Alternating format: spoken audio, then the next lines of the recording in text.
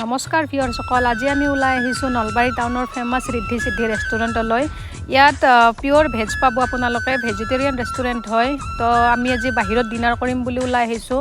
ঘৰৰ খানা খাই খাই বৰ একদম, আৰু আমাৰ বাজেট আছিল আণ্ডাৰ 300ত কি পাম ভাবিলোঁ। তো এইখন থালি অৰ্ডাৰ কৰিছোঁ। ৰেষ্টুৰেণ্টখনৰ ডিলাক্স থালি হয়। তো থালিখনত আছিল জিৰা ৰাইচ, দাল মাখনি আৰু পনীৰ ভুৰ্জি প্লাছ আলুৰ কিবা এটা বনাইছে, চাহী আলু আই থিংক। তাৰপিছত আছে বাটাৰ নান আৰু বাটাৰ কুলচা, লগতে চালাড, আৰু এণ্ডত আছে মিঠাই একোটাও দিছে। তো আমাৰ এইখন থালি দুজনৰ কাৰণে আৰু ইনাফ, দুজনত আমাৰ পেট ভৰি গৈছে একদম। তাৰপিছত আমি চাৰিওজনে দুখন থালি লৈছোঁ, লগতে মিঠাই একোটাও দিছে। আণ্ডাৰ 300 বুলি ক'লে থালিখনত জাষ্ট প্ৰাইচ আছিল 260। আপোনালোকে আহি এই থালিখন ট্ৰাই কৰি চাব পাৰে, আমাৰ বহুতেই ভাল লাগিল। তো ভাবিলোঁ আপোনালোকৰ লগত এই ভিডিঅ' এটা শ্বেয়াৰ কৰোঁ। যদি ভিডিঅ'টো ভাল লাগে প্লিজ